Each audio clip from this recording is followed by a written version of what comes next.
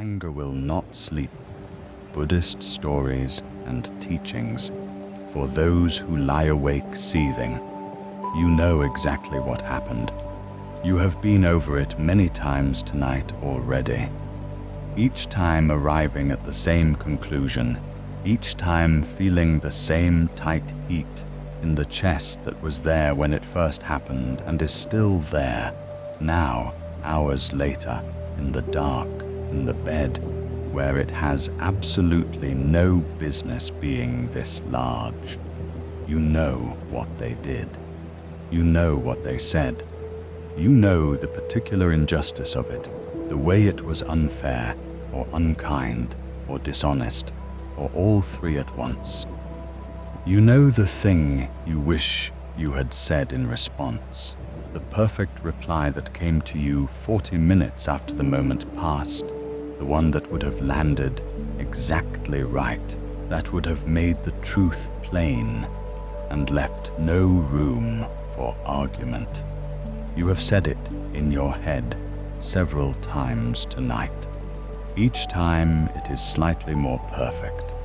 Each time the satisfaction of it lasts about 4 seconds before the scene resets and you have to go through it again. This is what anger does at night. In the daylight, anger has somewhere to go. It moves through the body and into action, or it fades when the world calls your attention elsewhere. But at night, alone in the quiet, with nothing to distract it, anger finds the groove and follows it. The same scene, the same words, the same moment of wrongness, replayed with the fidelity of something the mind cannot quite believe actually happened, and so must verify again, and again, and again. You are not imagining it. What happened, happened. The wrong was real. The unfairness was real. The unkindness, the dishonesty, the thing that was done or said or left undone or unsaid, all of it real. The Buddhist teachers were not asking you to pretend otherwise. They were not offering a spirituality of pretend, a peace made of denial, a calm achieved by deciding that what hurt you didn't actually hurt you. That is not the teaching. The teaching is something else entirely, and it begins not with what happened, but with what is happening right now. In this bed, in this body, in the long hours between the wrong and the morning, what is anger costing you tonight? Not what did the wrong cost you? That is a separate question and a real one. But tonight, specifically, right now, what is the replaying costing? What is the chest tightness costing? What is the sharpening of the grievance in the dark? The mental drafting of what you should have said, the imaginary confrontation, the rehearsed indignation. What is all of that costing? It is costing you sleep. It is costing you the body's rest. It is costing you tonight, which is the only tonight there is, and which the person you are angry at is almost certainly not losing in the same way. This is not to say your anger is wrong. It may be entirely right. The wrong done to you may be genuine, significant, requiring action in the morning. None of that is in question. The question is only this: does carrying it through the night in this way help you? And if not, if the replaying and the tightening and the sharpening are not helping you, not protecting you, not resolving anything, then there might be another way to hold it until morning, not to put it down permanently, not to forgive before you are ready, or to decide the wrong didn't matter, simply to set it down for the hours of the night, the way you might set down a heavy stone that you intend to pick up again in the morning, not abandoned, not resolved, simply rested. Tonight we will sit with 6 stories about this, about monks who were humiliated and brothers who feuded, and students who were wrongly accused, and teachers who were betrayed, and one old woman who carried a coal for 40 years and discovered very late what it had cost her, about what anger is and what it is not, about the difference between feeling a wrong and being consumed by it, about the coal that burns the hand of the one who holds it, whether or not it ever reaches the one it was meant for. The coal does not know it is burning you. Come, let us begin. Welcome to everyone who is here. Perhaps you came tonight with something specific, a scene that keeps replaying, a name that sits in the chest like a stone, a grievance that has been with you for hours or days or much longer. Perhaps the anger is fresh and sharp. Perhaps it is old and settled, something you have been carrying so long that you have almost forgotten it is there until a night like this, when something brings it back. Whatever brought you here, you are welcome. Before we begin, feel free to share what time it is and where you are listening from. The Buddha, it is said, was once asked by a student, "How do you respond when someone insults you?" The Buddha replied with a question of his own. "If someone offers you a gift," he said, "and you do not accept it, to whom does the gift belong?" "To the person who offered it," the student said. "Just so," the Buddha said with an insult. This is one of the oldest teachings in the tradition. Not a trick, not a riddle, not a clever rhetorical deflection. A genuine observation about the mechanics of how harm travels between people and what determines where it lands. An insult offered is not the same as an insult received. The harm of it requires something from the recipient, a reaching out, an acceptance, a taking in of the thing that was thrown. This does not mean that unkindness doesn't land. It does. It lands in the moment in the body with real weight. The teaching is not that you can simply choose not to feel it, that the right attitude will make you impervious to the cruelty or injustice of others. The feeling is real. The teaching is about what happens next, what you do with it after the moment of impact, whether you hold it or set it down. In the Pali Canon, the collection of the earliest Buddhist teachings, there is a concept called the second arrow. The first arrow, the teaching says, is unavoidable. It is pain, loss, difficulty, the wrong done to you. You did not choose it. It arrived. It hurts. This is the first arrow, and no wisdom tradition can promise you immunity from first arrows. They are part of living. The second arrow is the one you shoot yourself. The second arrow is the suffering added on top of the first arrow by the way you relate to the first arrow, the replaying, the catastrophizing, the what does this mean about me, the why did this happen to me, the how dare they, the if only, the it will always be this way. None of these are the original wound. They are a second wound, and they are, unlike the first arrow, something you have some relationship to, not full control.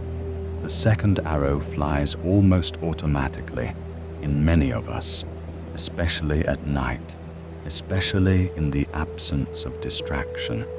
But relationship, which is not the same thing as control, but is not nothing either. Anger, specifically, is a fascinating subject in Buddhist teaching because the tradition does not dismiss it. Anger is recognized as real, as sometimes appropriate, as containing information, specifically the information that something has been violated, a boundary, a value, a reasonable expectation of care or honesty or fairness. Anger is the emotional signal that something is wrong. In this sense, it is useful. It is the alarm that sounds when the alarm is needed. The problem with anger is not its existence. The problem is the tendency of anger to convert from an alarm into a dwelling place. An alarm that sounds and then stops has done its job. An alarm that sounds and never stops, that replays the sound of the original threat long after the threat has passed, that fills the house with noise through the night. This alarm is no longer serving its function. It has become the problem.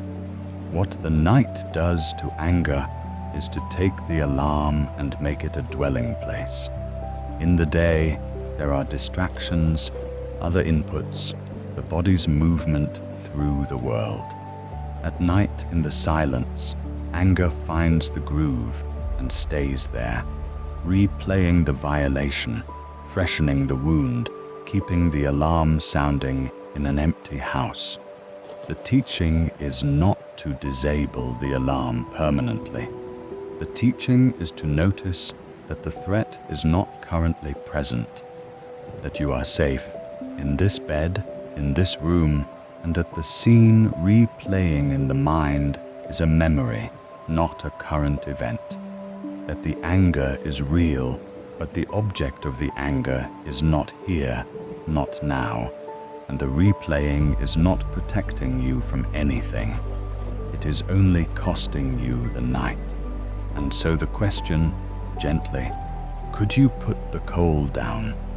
Not throw it away, not pretend it is not there, not forgive before you are ready, or decide the wrong didn't matter, or talk yourself into a peace you do not yet feel. Simply set it down, for now, for the hours of the night.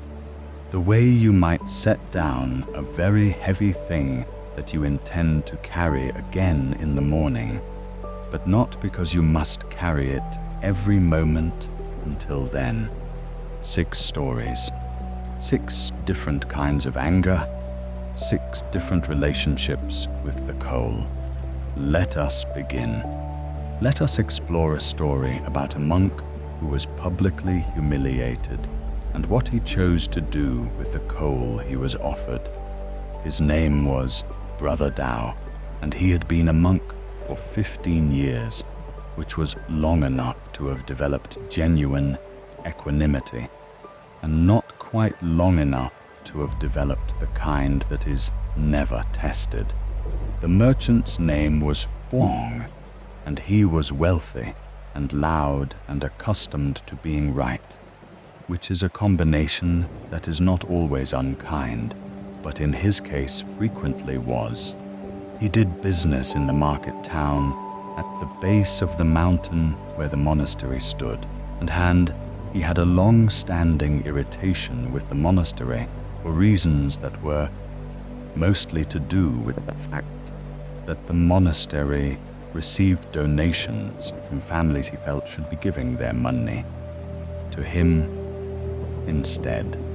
Brother Tao came down to the town once a week to collect supplies and to be available to anyone in the village who wished to speak with a teacher. It was a practice the monastery had maintained for many generations and which the village mostly appreciated. On a morning in the early autumn, Brother Tao was standing in the market square in conversation with a farmer who had questions about his father's recent death and what the teachings said about what happens after. The conversation was quiet and serious, and the farmer was genuinely helped by it. Fong walked past and stopped. He said, loudly enough for the dozen people in the square to hear, that it was remarkable how the monastery sent its least capable monks to advise the villagers. A man who had failed at everything practical and retreated to a mountain to wear robes and pretend to wisdom he had not earned. He said several other things as well, each precisely calibrated to land where it would sting most. The question of whether Tao had ever actually done anything useful in the world, whether the robes were a disguise for mediocrity, whether the meditation practice was indistinguishable from laziness. The market square went quiet. Brother Tao said nothing. Fong, not receiving the response he was looking for, said one more thing, the most pointed thing, and walked away. Brother Tao turned back to the farmer and continued the conversation about what the teachings said about what comes after death. The farmer, who was still watching Fong's retreating figure with an expression of discomfort, looked back at the monk with something between admiration and confusion. "How did you do that?" the farmer asked. "Do what?" Brother Tao said. "Not respond," the farmer said. Brother Tao was quiet for a moment. "I will tell you what my teacher told me once," he said. She said, "If someone offers you a gift and you do not take it, to whom does it belong?" The farmer thought about this. "To the person who offered it," he said. "Yes," Brother Tao said. "What Fong offered me this morning, I didn't take it. It is still his." He looked at the farmer. "It will be his all the way home, and tomorrow, and the day after." He paused. "Whereas I am going to finish talking with you about your father." The farmer sat with this for a long time. Later, one of the young monks who had been in the square that day, who had watched the whole exchange and had felt his own anger rise on Tao's behalf, had mentally drafted the perfect, devastating reply, had stood with fists slightly clenched at his sides, asked Brother Tao how he had arrived at that kind of equanimity. "I haven't," Tao said honestly. "I felt it. I felt the sting of it, each word as it landed. I noticed the tightening in the chest, the heat behind the eyes. All of that happened." He was quiet for a moment, but I also noticed something else. I noticed that Fong had brought his own unhappiness to the square that morning, had offered it to the first available person, and was waiting to see if I would accept delivery. He looked at the young monk.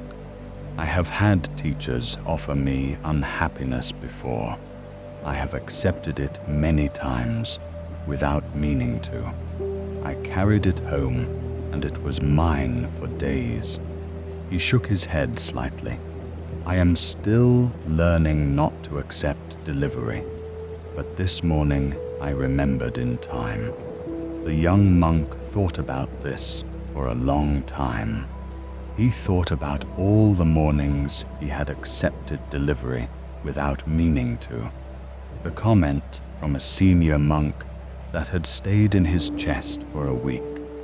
The criticism from the abbot that had replayed every night for a month. All the times he had taken the coal in both hands and carried it home, and set it on the shelf and looked at it every day. He thought about the farmers and merchants and family members he had yet to encounter. The future mornings in the square when someone would offer something, and he would have to decide in real time, with the heat already rising, whether to accept, not to be impervious, not to feel nothing, but to notice what was being offered and to make a choice. Let us pause here for a moment. What was offered to you today, or recently, or in the scene that has been replaying tonight? And did you take it? Or did you find, at any point, the ability to leave it where it was? You are not asked to be Brother Tao tonight. You are only asked to notice that there is a difference between the moment of impact, which you did not choose, and what you do in the hours that follow. The coal does not know it is burning you. When you are ready, we will continue together. Let us explore a story about two brothers who were given the same wrong and made different choices about what to do with it, and what each of them received from their choice across the years. Their names were Wei and Song, and they had inherited their father's land in equal measure, which was what their father had intended, and which, within 2 years of his death, had become the source of a dispute that neither of them had anticipated, and both of them felt entirely justified in. The dispute was about a boundary, specifically about which side of a particular old stone wall the wall belonged to, and therefore which brother owned the strip of land between the wall and the eastern field. By any objective measure, it was a small piece of land. By the measure of two brothers who had both loved their father, and both felt that the other was dishonoring his memory by claiming more than was given, it was enormous. Wei was the older. He went to an elder in the village and had the matter decided formally, and the decision went in his favor, and Song accepted the decision with a face that said he did not accept the decision.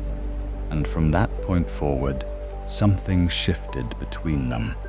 Not a rupture. They continued to speak, to acknowledge each other at family gatherings, to observe the courtesies of brothers.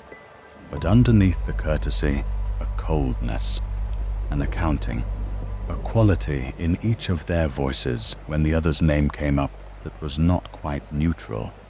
Wei, the older brother, became defined by the dispute. This is the only honest way to say it. The victory had not resolved anything for him. If anything, the formal decision had confirmed in him a sense of grievance that the victory should have dissolved, but did not, because the grievance was never really about the land. It was about feeling slighted, overlooked, wrongly accused of selfishness by the brother he had grown up with. The decision vindicated his claim to the land, but could not vindicate his sense that Song had believed the worst of him. And this, the sense of being misjudged by someone who should have known him better, was the thing he could not put down. He thought about it at night. He thought about it in the fields. He thought about it at gatherings, when he watched Song across the room and calculated something, some ledger, of who had given more and received less, who had been generous and who had not, who had honored their father and who had taken advantage of grief. Song, the younger brother, had made a different choice, not consciously, not heroically, not because he was a better or wiser person. He had simply one night about 6 months after the dispute was settled, gotten tired. He lay in bed and he went through the dispute again, as he had many nights, and arrived at the same conclusion, that Wei had been wrong, that the land should have been his, that the elder had not fully understood the original arrangement, and then something different happened. He noticed, for the first time as a clear observation rather than a vague discomfort, that he was exhausted, that the dispute had been living in him for 6 months, and had taken up a room in him that had previously been available for other things, that he was giving the strip of land a portion of himself every day that was vastly out of proportion to the actual value of the land. He did not forgive Wei that night. He did not decide Wei had been right. He decided he was done paying the daily cost of carrying it. This is not the same thing as forgiveness. This is a more practical, less elevated decision, a calculation about what the carrying costs versus what it gains. Song looked at the ledger and found it did not balance, and he stopped paying. He did not tell Wei this. It was not a performance. He simply, gradually, stopped giving the dispute his daily portion. When the thought came, Wei was wrong, he acknowledged it and let it go, rather than following it down the familiar road. The thought kept coming for a while. Thoughts that have grooves take time to stop following the grooves. But the energy he withdrew from the replaying he found returned to him, was available for his children, his fields, his own work in the world. Wei and Song lived into old age. Wei died first.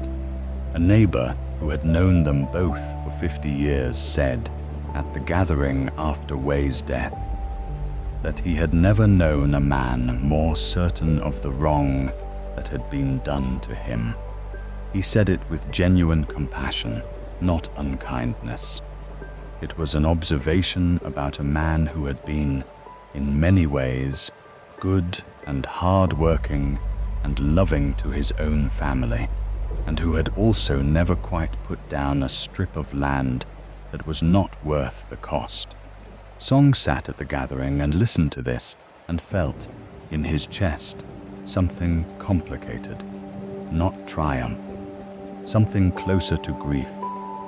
Grief for his brother and for the years between them that had been colder than they needed to be, and for the original relationship before the wall became a wall.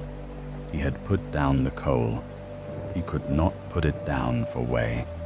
Let us pause here for a moment.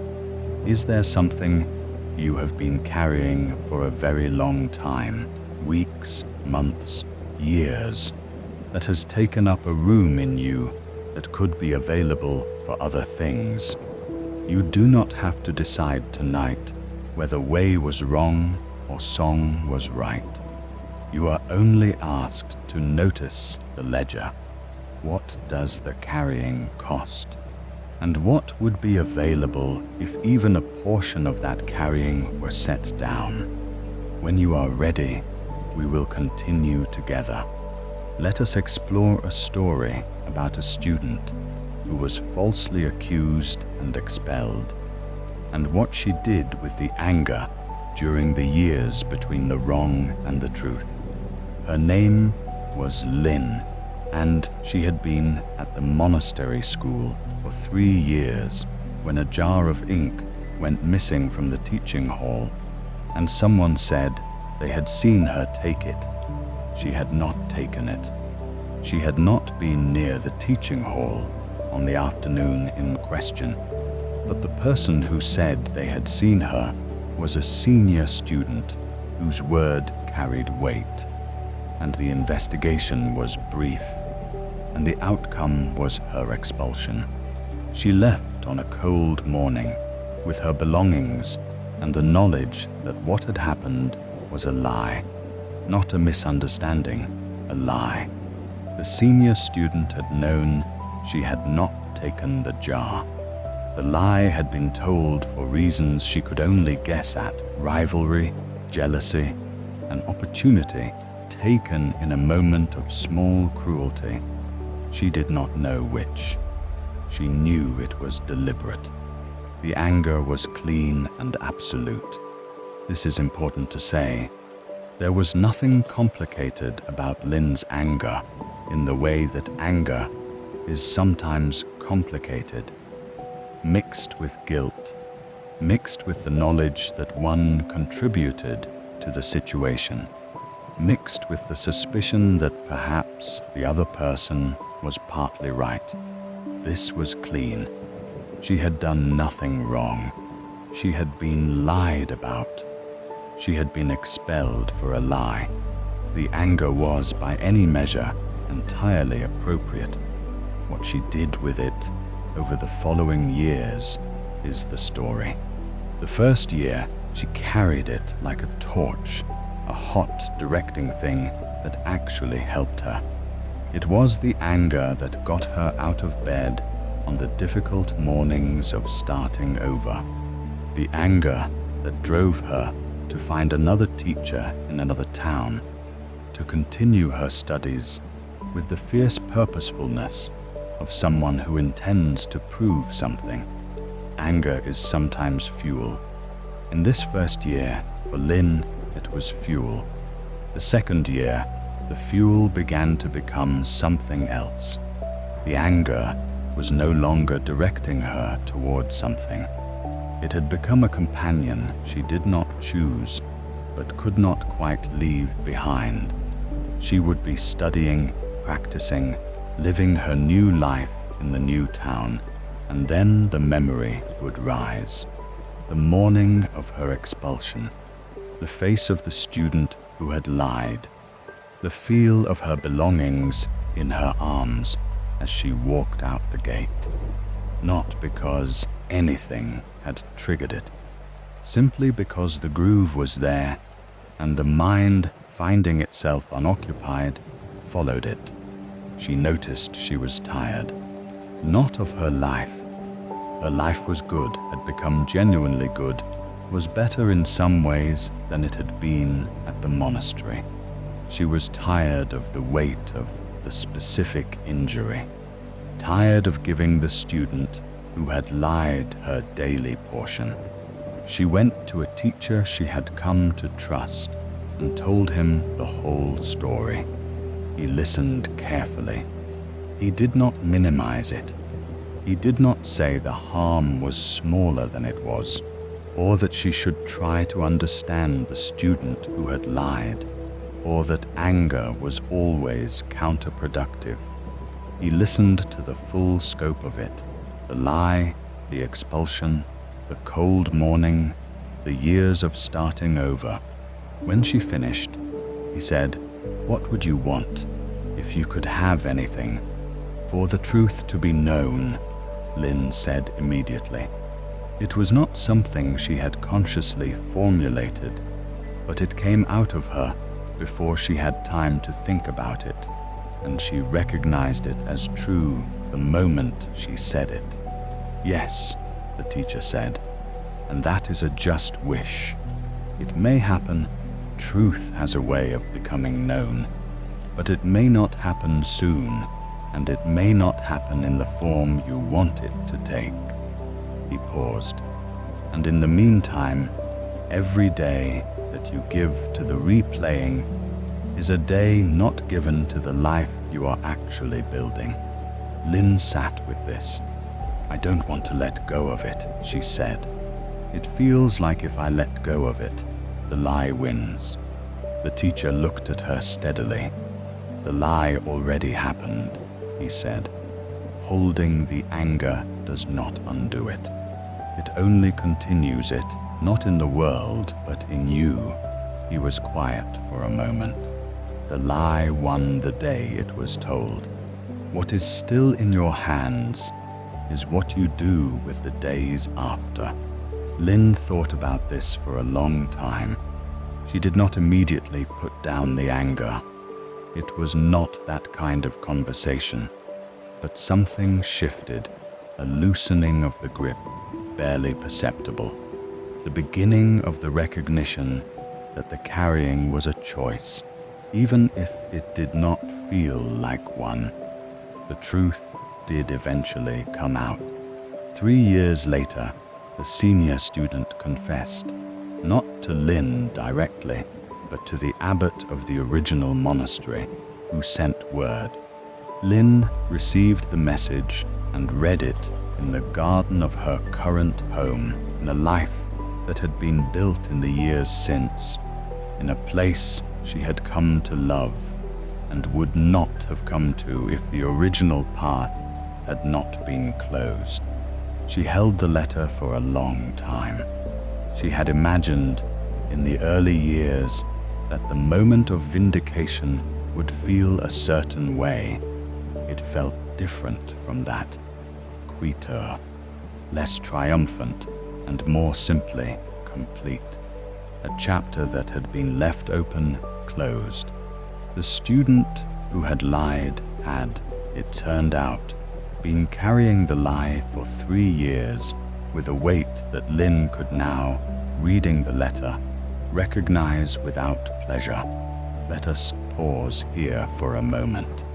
Is there an anger in you that has become a companion you did not choose? That appears not because anything triggers it, but because the groove is deep. You are not asked to forgive tonight. You are not asked to decide that the wrong didn't matter. You are asked only to notice. Are you giving something your daily portion that is no longer serving you? Is the carrying changing anything? The truth has its own movement, its own timing, and the life after the wrong has its own possibilities. When you are ready, we will continue together. Let us explore a parable about what anger does to the one who holds it, told in the form that parables take. Not a specific person in a specific place, but the shape of something that is always happening. There was a river, and in the river there was a rock. The rock had been placed there, or had fallen there, or had been thrown there by something upstream, and it sat in the path of the river's flow, and the river did not like this. The river, if rivers could be said to want things, wanted the rock gone. The rock was an obstacle. The rock was wrong, was out of place, was in the path of where the river needed to go. The river felt the injustice of this deeply, and so the river pushed against the rock. It pushed constantly, without rest, with the full force of everything it had. Every drop of water that came down from the mountains above went directly at the rock, with all its energy, refusing to move around, refusing to accept the rock's presence, insisting every moment on the wrongness of the rock's being there. The rock sat. The river raged. Years passed. A traveler came to the river's edge and looked at the water for a long time. She had been to this river before, many years ago, and she noticed something. The rock was the same, but the riverbed around the rock was different. Where the river had pushed and raged and insisted, the riverbed had deepened, gouged out by the force of the river's own resistance. The water that had directed all of its energy against the rock had not moved the rock, but had carved deep channels on either side of it, channels that now drew the river away from its original path, around the rock, and lower and deeper than the river had been before. The traveler sat with this for a long time. The rock had not moved. The river, in its resistance, had moved, had been moved by its own insistence on the rock's wrongness, had carved new depths in itself, changed its own course, spent itself in a direction that had not shifted the obstacle by a single inch. She thought about all the rocks she had raged against in her life, the people who had wronged her, the situations that had been unjust, the obstacles that had been placed in her path by carelessness or cruelty or simple bad luck. She thought about all the energy she had directed at those rocks, the replaying, the rehearsing, the insisting, and she tried to trace what had shifted as a result. The rocks were largely still there, but she had carved channels in herself. Some of those channels were useful, depths of understanding, capacities for empathy, the hard-won knowledge that comes from having faced genuine difficulty. But some of the channels were simply deep grooves of bitterness, worn into her by years of pushing against things that did not move. She sat at the river's edge for a long time. Then she watched the water that had stopped fighting, the water that flowed around the rock rather than against it, that accepted the rock's presence without endorsing it, that moved forward with its energy intact rather than spent. She watched it move downstream, carrying things, going places, doing what water does when it is not entirely occupied with insisting on a thing that will not change. She thought about the difference, not giving up, not deciding the rock had a right to be there, simply moving around it, saving the energy for the rest of the river. Let us pause here for a moment. Is there a rock in your river?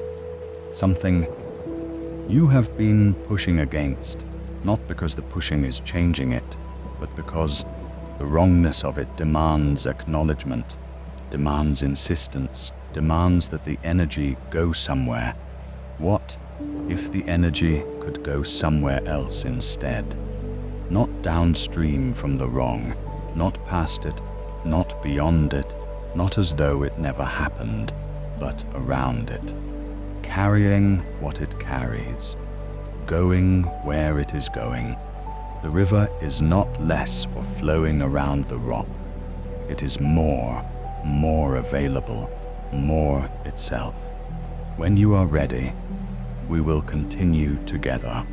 Let us explore a story about a teacher whose most trusted student told a lie about her, and what she did with the anger that followed, and the distinction she made between addressing wrong and being consumed by it. Her name was Teacher Sora, and she had been teaching for 20 years, which was long enough to have been tested in most of the ways that teaching tests a person, and to have, generally, met those tests with some grace. The student's name was Tomoki, and he had been studying with Sora for 4 years, which was long enough for genuine trust to develop. The specific trust that forms between a teacher and a student who has shown real depth, real willingness, real commitment to the work. Sora had invested in Tomoki. She had given him more of her time and attention than she gave most, not from favoritism, but from the recognition of someone in whom the teaching was genuinely taking root.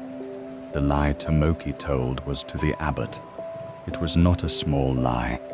It was a lie about Sora's conduct, a claim that she had taken money from a student family under circumstances that would have constituted a serious breach of the monastery's ethics. The claim was false. Sora had taken no money, had been offered none, had behaved in the situation exactly as the monastery's guidelines required. The lie was precise enough to be plausible and damaging enough to matter. The abbot investigated. The investigation was careful and thorough, and Sora was ultimately cleared. The truth was established, the lie was revealed, Tomoki was asked to leave. The formal outcome was, in that sense, just, but the damage to Sora was real, not to her reputation. The clearing was thorough and public, and the community understood what had happened. The damage was in the interior. The damage was the specific wound of betrayal by someone she had trusted, had given herself to, in the particular way teachers give themselves, had believed in. She spoke to an old colleague about it, a teacher named Master Fan, who had been in the tradition for 40 years and who had been tested in ways Sora had not yet encountered. "I can't stop thinking about why," she said. "Why Tomoki did this, what I did that made him." "Stop there," Master Fan said, not unkindly. "You are asking the question that keeps you in the wound." Sora looked at him. "The question of why Tomoki did it is not yours to answer," he said. "It is his. Whatever moved him, rivalry, envy, fear, some injury of his own that had nothing to do with you, that is his story. You are not in it except as the object." He paused. "The question that is yours is different." "What is my question?" Sora said. "What do you want to do with this?" he said. "Not with Tomoki, with what happened. You were wronged. You were cleared. The formal matter is resolved. What remains is what lives in you, and that is yours to choose." Sora thought about this for a long time. "I want to address it," she said. "I don't want to simply absorb it and move on as though it were nothing." It was not nothing. "Good," Master Fan said. "Addressing it is different from being consumed by it." He looked at her steadily. "Addressing it means you tell the truth about what happened, clearly and once. You name the harm clearly and once. You allow yourself to feel the loss of the trust that was broken. You grieve it because it is worth grieving." He paused. "And then, not immediately, not before you are ready, you make a choice about whether to give it a permanent room in you. And if I'm not ready to make that choice," Sora said, "then you are not ready," he said simply. "The readiness cannot be forced, but you can hold the question, not the wound, not the replaying, not the why, but the question. When will I be ready to choose where this lives in me?" Sora taught for another 30 years after that. She was known in those years for two things: her precision and her warmth. Both had been present before the Tomoki incident. But people who had known her before and after said there was a quality in her afterward that had not been there before. A specificity in her understanding of betrayal, a compassion for students who had been wronged, a care for the distinction between addressing harm and being devoured by it. She had not put down the coal immediately. She had taken the time she needed. She had addressed the wrong clearly and once, and grieved what had been broken. And then in her own time she had chosen. Let us pause here for a moment. Is there something you need to address before you can set it down? Something that has not yet been named clearly, felt fully, grieved properly. That is allowed. The coal does not have to be set down before its time. But addressing is different from replaying. Grieving is different from rehearsing. Feeling the full weight of the wrong is different from carrying it through every night indefinitely. When you are ready, when you know the difference, you will know what to do. When you are ready, we will continue together. Let us explore a story about a woman who carried a coal for 40 years and what she found when she finally set it down. Her name was Grandmother Priya, and she was 78 years old, and she had been angry at her sister for 40 years. She would tell you this herself. She did not hide it particularly. If her sister's name came up in conversation, she would say matter-of-factly, the way one states a geographic fact, "We have not spoken for 40 years." And if you pressed her gently, because she was a woman who had earned the right to be pressed only gently, she would tell you what had happened in broad outline, which was an old story about a family, a death, an inheritance, words spoken in grief that were meant to wound and had succeeded. The original wrong was real. This is worth saying again, because it is easy to hear a story about 40 years of anger and assume the original wrong must have been exaggerated, must have been smaller than it seemed at the time, must have faded with distance into something that, in retrospect, wasn't worth it. This is not always true. The original wrong that Priya had suffered at the hands of her sister in a moment of genuine cruelty was real and significant, and had been verified by others who had been present. The 40 years were not about a misunderstanding. They were about a choice, not made consciously on a single day, but accumulated the way most permanent choices are accumulated in small daily renewals. Every day, Priya did not reach for the phone was a day she chose again. Every family gathering, she navigated around the sister's presence. Every reference to her sister in conversation that landed with the particular weight of something unresolved. Each of these was the choice renewed. She spoke about it near the end of her life with a young woman in the family who was herself in the middle of a serious rupture with someone she loved. The young woman came to Priya because Priya was old and the family said she was wise, and the young woman wanted to understand something about how to carry a long anger. Priya listened to the young woman's story carefully. Then she was quiet for a long time. "I will tell you what I know," she said finally. "But I want you to understand what I know is not entirely what I chose." The young woman looked at her. "I carried mine for 40 years, Priya said. "I know exactly what that costs. I know the way it sits in the chest.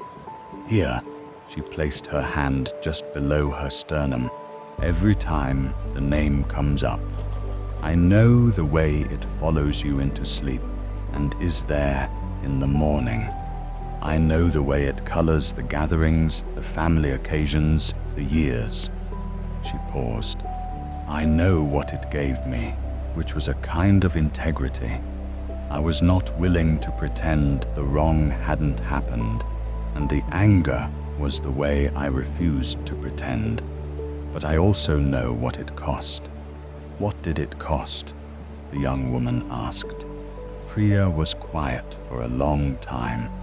"My sister is not well," she said at last. "She is old and she is not well, and we have not spoken for 40 years. And I find now at the end that I am less clear than I used to be about what I was protecting all that time, what the anger was keeping safe. Because the thing I was most protecting," she paused, "was the relationship we had before, the sisters we were before that night. And the anger was supposed to honor that, to say, that was real and what happened to it was wrong. But," she stopped, "but the young woman said softly. But the relationship is still gone, Priya said. The sisters we were still gone. The wrong is still wrong, and the 40 years of carrying it did not restore any of it. She looked at the young woman with the clear eyes of someone who has arrived, very late, at a thing she should have arrived at sooner. I thought putting down the anger would be surrendering to the wrong. I see now that the anger and the wrong were two separate things. The wrong happened. The wrong was real. The anger was mine, what I chose to do with what was real, and I could have set it down at any point without the wrong becoming less real. The young woman sat with this for a long time. Did you set it down? She asked. Are you setting it down now? Priya considered this. I am trying, she said. It is different at the end when you can see the shape of the time you spent. In the middle, you cannot see the shape. You are only in it. She looked at the young woman. You are in the middle. I cannot tell you what to do, but I can tell you the anger and the wrong are not the same thing. You can honor the wrong without feeding the anger forever. And whatever you decide it rather than simply continuing by default. The young woman left that conversation and did not resolve anything immediately. These things do not resolve immediately, but she carried something away from Priya that she had not had before, the distinction. The wrong and the anger are not the same thing. The wrong is real. The anger is yours. Priya called her sister that night. Her sister answered. What passed between them was private and imperfect, and 40 years late, and by any accounting, not enough. Two old women on the telephone across a 40-year silence with whatever was left. It was not nothing. Let us pause here for a moment. Is there something you are carrying that has become its own thing, separate now from the original wrong, a companion of its own, something you renew every day without quite deciding to? You are not asked to resolve it tonight. You are not asked to make the call, or forgive, or decide the wrong was smaller than it was. You are asked only to notice, is the anger and the wrong the same thing, or have they become two things? If they are two things, the wrong, which is real, and the anger, which is yours, then the anger is something you can, at some point in your own time, choose to set down, without surrendering the wrong, without pretending, without the wrong becoming any less real. Simply putting down one thing you have been carrying, for tonight at least. When you are ready, we will continue together. 6 stories. Brother Dao in the market square, choosing not to accept delivery of what Fong offered. The two brothers on either side of a stone wall, carrying the same wrong in different ways across a lifetime and arriving at different places. Lin expelled on a lie, learning over years the difference between carrying an anger that fuels and carrying an anger that simply accompanies. Unwanted, uninvited, a tenant who has overstayed. The river and the rock, and the deep channels the river carved in itself by insisting on what would not move. Teacher Sora, betrayed by the student she had trusted most, learning from her old colleague the distinction between addressing a wrong and being devoured by it. And grandmother Priya, at 78, holding a phone, calling across 40 years, all of them pointing at the same thing. The wrong and the anger are not the same thing. This is the teaching at its core. The wrong is real. It happened. It was unjust or unkind or dishonest or some combination of these. It left a mark. It cost something: time, trust, peace, a relationship, years of a life. None of this is diminished by anything that follows. But the anger is a separate thing.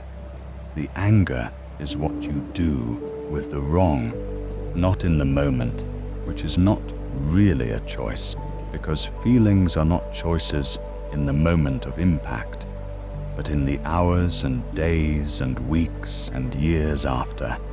The anger is the relationship you develop with the memory of the wrong, the groove you wear in yourself by following it, the room you give it in the house of who you are.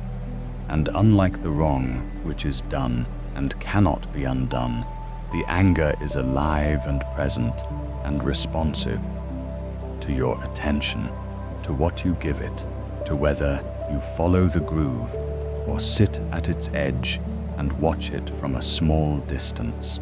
Buddhist teaching is sometimes misread as asking us not to feel. This is a misreading. The tradition does not ask you to be indifferent to wrong, to be unmoved by cruelty, to have no response to injustice. The tradition is filled with figures who felt deeply and acted on what they felt, who addressed wrong, who spoke clearly about harm, who did not simply absorb and pretend. What it asks is more subtle. It asks you to notice what the feeling is doing, not whether you have it, but what you do with it once you have it, whether you carry it or address it, whether it informs your actions or becomes your permanent companion, whether it helps you or whether it has become something that mostly costs you the night. The second arrow, remember, is not the first arrow. The first arrow is unavoidable.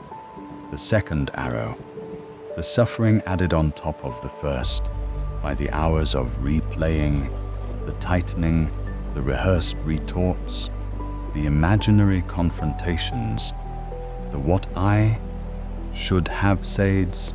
This is the arrow you have some relationship to, not full control, not a simple choice to make and have it done, but relationship. And relationship means you can begin to negotiate with it. You can begin to notice when the groove appears and choose, not always, not perfectly, but sometimes, to sit at its edge rather than following it all the way down. You can begin to feel the difference between the anger that is still useful, that is pointing at something, calling for action, telling you that something matters, and the anger that has become only accompaniment, only cost, only the coal in the hand. The coal does not know it is burning you. Fong went home from the market square carrying what he had brought. The wrong done to Lin was real, and the life built after it was also real, and the truth eventually moved on its own timeline. The strip of land between the brothers was never worth what Song gave it in the years of carrying.